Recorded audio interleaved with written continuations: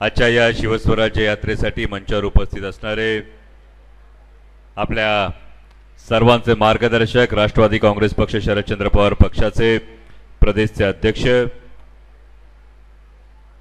आदरणीय जयंतरावजी पाटील साहेब, खरं तर विदर्भाचा स्वाभिमान आणि एक मूर्तिमंत प्रतीक की जेव्हा योद्धा शरण येत नाही तेव्हा त्याला घेरण्याचा प्रयत्न होतो आणि तरी जो योद्धा लढत असतो तर योद्ध्याचं प्रतीक असणारे आदरणीय अनिल बाबू देशमुख, माजी मंत्री रमेशजी बंग, माजी खासदार मधुकरजी कुकडे ज्यांनी आपल्याला मार्गदर्शन केलं ते महबूबभाई शेख, सुनीलजी गव्हाणे, पंडितजी कांबळे, शबीरभाई विद्रोही, दीनानाथ पडोळेजी, दिलीपजी पनकुळे, बजरंगसिंग परिहार, प्रवीणजी कुंटे पाटील, जानबाजी मस्के, किरणजी अतकरी, शैलेंद्रजी तिवारी, आमचे टाकचंद साहेब असतील, ईश्वरजी असतील, आपण सगळे मान्यवर पत्रकार बांधव आपण सगळेजण पूर्ण कल्पना उशीर झालाय त्यामुळे फार वेळ घेणार नाही.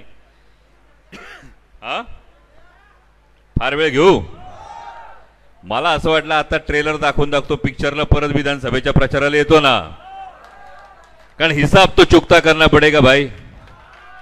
मैं तो भंडारा गोंदिया आया नहीं था, पण जयंत पाटील साहेब भंडारा गोंदियाचे नेते जरूर माझ्या मतदारसंघात आले होते लोकसभेला प्रचार करायला. तो हिसाब तो बराबर होगा,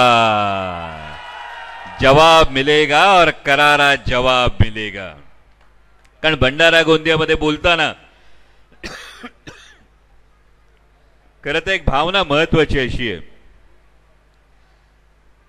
कि दुश्मनों से गिला नहीं जो सामने सीने पे वार करते हैं. हमें दुश्मनों से गिला नहीं जो सामने सीने पर वार करते हैं. शिकवा तो उन गद्दारों से है जो पीठ पर वार करके दिल पे जख्म देते हैं. कारण जे पक्षात घडलं त्याच्याविषयी अनेक जण आधी बोलून गेले. प्रत्येकाने का भूमिका बदलल्या, कशासाठी भूमिका बदलल्या, मोठमोठे नेते असतील, काहींना विकासाची भूमिका होती. तेव्हा एका शाळेमध्ये एका शिक्षकाने विचारलं, शिक्षकांनी पोरांना विचारलं, ताई बाळा विकास म्हणजे काय? पोरांनी सांगितलं, मास्तर तुम्ही छडी मारायला गेले का पळून जाणं याला विकास म्हणतात. मास्तर म्हणले, इकडे ही कुठली विकासाची व्याख्या ती सांग. तर मास्तर काय चुकीचं बोललो, तुम्ही छडी मारायला लागले का पळून जाणं त्याला विकास म्हणतात. मास्तर म्हटलं, अरे विकासाची ही कुठली व्याख्या? मास्तर म्हटलं, मग ज्यांच्याकडे बघून आम्ही राजकारण बघतो ते राजकारणी दुसरं काय करतात? विकासाचं दुसरं नाव कातडी बचाव आहे का? हाच प्रश्न खरा तर पडतो. आणि हा भंडारा गोंदियातल्या सर्वांना नक्कीच हा प्रश्न पडला असेल. कारण 2009 साली लोकसभेमध्ये पराभव झाल्यानंतर खरं तर आदरणीय शरदचंद्रजी पवार साहेबांनी स्वतःच्या मुलीला, स्वतःची मुलगी जी निवडून आली होती त्या स्वतःच्या मुलीला आदरणीय खासदार सुप्रियाताई सुळे यांना केंद्रीय मंत्री केलं नव्हतं, पण लोकसभेला जे उमेदवार पराभूत झाले होते त्यांना राज्यसभेवर घेऊन त्यांना केंद्रीय मंत्री केलं. आणि जेव्हा संघर्षाच्या काळात अशा पद्धतीने जेव्हा बोट सोडलं जातं तेव्हा आताच ज्या छत्रपती शिवाजी महाराजांचा जयघोष झाला त्या छत्रपती शिवाजी महाराजांचा एक इतिहास आहे. या इतिहासामधलं एक उदाहरण फक्त देतो. एखादी मोहीम फसली, महाराजांच्या सगळ्याच मोहिमा 100% यशस्वी झाल्या. कधी कधी एखाद्या सरदाराला एखादी मोहीम दिली, एखादी मोहीम फसली सुद्धा. म्हणजे जंजिरा घ्यायला लाय पाटील गेले, लाय पाटलांनी शिड्या लावल्या पण मोरोपंत पिंगळे तेव्हा पोहोचू शकले नाही, जंजिरा आला नाही. पण महाराजांनी मोरोपंत पिंगळ्यांना शासन केलं नाही. महाराजांनी समज दिली की चूक होऊ शकते. पण जेव्हा खंडोजी खोपड्याने गद्दारी केली तेव्हा एक हात आणि एक पाय कलम केला. कारण स्वराज्यात एक वेळ चुकीला माफी होती पण गद्दारीला महाराष्ट्र माफ करत नाही. गद्दारीला महाराष्ट्र माफ करत नाही. आणि म्हणूनच आज जी परिस्थिती आपण महाराष्ट्रात बघतो, जी राजकीय परिस्थिती पाहतो, विधानसभेच्या तुम्ही सगळ्यांनी इच्छा व्यक्त केली, तुम्ही प्रत्येकाने सांगितलं म्हणजे कुणीतरी सांगितलं बडी शिद्दत से हमने घर सजाया है, म्हणजे घर आम्ही सजवलंय, आता दुसऱ्याच्या हातात चावी देऊ नका असं तुमचं सगळ्यांचं म्हणणं आहे. पण चावी द्यायची वेळ कधी येणार तेच कोणाला कळत नाही. विधानसभेच्या निवडणुका लागणार कधी तेच कोणाला कळत नाही. कारण महायुती सरकारला हे कळून चुकलंय. त्यांनी किती काही केलं तरी महाराष्ट्राचं ठरलंय महाविकास आघाडीचंच सरकार आणायचंय. आणि विशेषतः तुमसर विधानसभा मतदारसंघामध्ये तर वेगळं टेन्शन असेल. ज्यांनी कोणी भूमिका बदलल्या, काल सर्वे आलेला बघितला तुम्ही. एक सर्वे आला, या सर्वे मध्ये सध्या जे काही गुलाबी जॅकेट घालून हिंडतात या गुलाबी जॅकेटवाल्यांना फार फार तर 12 जागा येईल असं दाखवलं. किती आता सांगा? 28 कंच्या हाय का नाही प्रॉब्लेम? गेले 40, सर्वे दाखवतोय 12, बाकीच्या 28 जणांनी काय करायचं? हा, बसायचं नाही, तुम्ही बसवायचं ठरवलंय. आणि हे चित्र अख्ख्या महाराष्ट्रात दिसतंय. आणि त्यामध्ये जे 28 मधलं गणित आहे, या 28ला तुमसर विधानसभा अपवाद असू देऊ नका, हीच तुम्हाला कळकळीची सांगणं आहे. कारण मी इथं मोठ्या प्रमाणात माझ्या माता भगिनी बसल्यात. तुम्हाला सगळ्यांना एकतर पहिल्यांदा विदर्भात आल्यानंतर मनापासून ऊर भरून आला. कारण लोकसभा निवडणुकीच्या वेळी एक प्रश्न निर्माण झाला होता की हा महाराष्ट्र या तोडाफोडीच्या पैशाच्या राजकारणाला बळी पडणार की स्वाभिमानाच्या बाजूने उभा राहणार. आणि विदर्भानं 12 पैकी 11 जागी महाविकास आघाडीचे खासदार निवडून दिले. तो स्वाभिमान तुम्ही जपलात, त्याबद्दल तुमचं मनापासून आभार मानतो. आणि त्यामुळे आता ज्या काही योजना येत असतील तुमचं यश आहे. कारण लोकसभेला मतांची झाली कडकी म्हणून बहीण झाली लाडकी, हे आपल्याला माहिती आहे. लोकसभेला मतांची झाली कडकी म्हणून आता बहीण झाली लाडकी. पण हे सगळं गणित होत असताना एवढं सगळं करून सुद्धा म्हणजे आता जवळपास 40वा विधानसभा मतदारसंघ असेल. आदरणीय जयंत पाटील साहेबांच्या नेतृत्वाखाली शिवस्वराज यात्रा निघाल्यापासून 39 मतदारसंघांमध्ये जे वातावरण आहे ते हेच आहे की महाविकास आघाडीचं सरकार येणार. ही काळ्या दगडावरची रेग आहे. आणि जेवढी गर्दी इथं आत आहे तेवढीच गर्दी बाहेर आहे.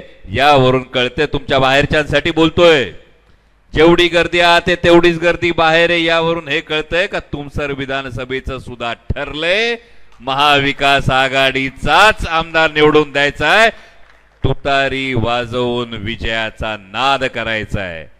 कारण या सभागृहात जयंत पाटील साहेब खरं तर 2019ला आलो होतो. 19ला आलो होतो तेव्हापेक्षा जास्त गर्दी. आणि म्हणून मला कळलं, मगाशी महबूब भाई म्हणाले गर्दी जास्त आहे. म्हणजे 2019ला आलो होतो तेव्हा मंचावर आमच्या बरोबर राष्ट्रीय नेते होते. राष्ट्रीय नेते असताना गर्दी कमी होती. मंचावरची कदाचित गर्दी कमी झाल्यामुळे खाली लोकांची गर्दी वाढली. आणि ही जी माणसं आली, तुमचं मनापासून कौतुक यासाठी करतो की आमदार नाही, मंत्री नाही, कोणी राष्ट्रीय नेता नाही, असं असताना ज्या निष्ठेनं तुम्ही येता, ज्या स्वाभिमानानं तुम्ही येता, या महाराष्ट्राला आता दाखवून दिलंय, या महाराष्ट्राला आता ठरवलं येणारी विधानसभेची निवडणूक ही केवळ आमदार निवडून द्यायची निवडणूक नाही. येणारी विधानसभेची निवडणूक ही महाराष्ट्राचा स्वाभिमान राखण्याची निवडणूक आहे. कोणी आलं ताई तुमच्या घरात आलं आणि तुम्हाला सांगितलं कुकर विकत घेतो, पैसे देतोय, कुकर विकत घ्या, द्याल का? ज्याच्यात पीठ मळतात ती परात विकत घेतो, पैसे आहेत माझ्याकडे, परात द्याल का? जर परात देणार नाही, कुकर देणार नाही, तर 1500 रुपयात स्वतःचं 5 वर्षाचं भवितव्य कसं द्याल? याचा एकदा फक्त विचार करा. महाराष्ट्र हा विकला जात नाही, तो विकला जाणार नाही, हे आपल्याला आता ठणकावून सांगायचं. मगाशी कोकणच्या भूमीचा उल्लेख झाला. ती खरी परिस्थिती काय? म्हणजे आता तुम्ही बघितलं, सिंधुदुर्गामध्ये छत्रपती शिवाजी महाराजांचा पुतळा हा कोसळला. बातमी वाचली. छत्रपती शिवाजी महाराजांच्या पुतळ्याच्या कामात सुद्धा जे सरकार भ्रष्टाचार करतं, छत्रपतींशी गद्दारी करणाऱ्या या महायुतीच्या सरकारला महाराष्ट्र माफ करणार नाही. आणि म्हणूनच नक्की परिस्थिती काय महाराष्ट्राची बघा. कोण म्हणतं मालवणात पुतळ्यानं किंवा सरकारनं माती खाल्ली? कोण म्हणतं मालवणात म्हणजे सिंधुदुर्गात पुतळ्यानं किंवा सरकारनं माती खाल्ली? महाराष्ट्राची परिस्थिती पाहून पुतळ्यानं स्वतःहून मान टाकली. बदलापुरात रांझाचा पाटील खदा खदा हसत होता. बदलापुरात रांझाचा पाटील खदा खदा हसत होता. लाज, शरम, सुरक्षितता यांचा चौरंगा होत होता. गुलामांचे बाजार इथं पुन्हा सजले जात होते. गुलामांचे बाजार इथं पुन्हा सजले होते. खोक्यांच्या बदल्यात आमदारच काय, इथं मंत्री सुद्धा विकले होते. नेताजी, तानाजी, बाजी आता पूर्वीसारखे राहिले नव्हते. इतिहासात नावं होती नेताजी पालकर, तानाजी मालुसरे, बाजी प्रभू देशपांडे. पण नेताजी, तानाजी, बाजी आता पूर्वीसारखे राहिले नव्हते. निष्ठा, विश्वास, स्वाभिमान यांचेच कडेलोट झाले होते. कधी काळी दिल्लीला डोळे दाखवणारा महाराष्ट्र आज निमूट गुडघे टेकत होता. आठवा तो आग्र्याच्या दरबारातला प्रसंग. छत्रपती शिवाजी महाराजांनी दिल्लीपतीला डोळे दाखवले होते, पण कधी काळी दिल्लीला डोळे दाखवणारा महाराष्ट्र आज निमूटपणे गुडघे टेकत होता. महाराष्ट्रातलं पान सुद्धा हलवायला आता दिल्लीचा आदेश लागत होता. इथं स्वार्थासाठी, सत्तेसाठी महाराष्ट्र धर्माला तिलांजली दिली. इथं स्वार्थासाठी, सत्तेसाठी महाराष्ट्र धर्माला तिलांजली दिली. म्हणूनच निराशेनं आणि शर्मेनं, पुतळ्यानं नाही, महाराष्ट्राच्या स्वाभिमानानं मान टाकली. विचार करा, शेतकऱ्याच्या शेतमालाला भाव नाही, तरुणांच्या हाताला काम नाही, महिला महाराष्ट्रात सुरक्षित नाही. आणि असं असताना सरकार फक्त सत्तेसाठी चिकटून राहिलंय म्हणून महाराष्ट्राच्या स्वाभिमानानं मान टाकली. पण शपथ आहे शिवछत्रपतींची, पण शपथ आहे शिवछत्रपतींची पुन्हा महाराष्ट्र धर्म जागवण्याची, रयतेचं राज्य साकारण्याची आणि स्वाभिमानी महाराष्ट्र पुन्हा नव्यानं घडवण्याची. स्वाभिमानी महाराष्ट्र पुन्हा नव्यानं घडवण्याची.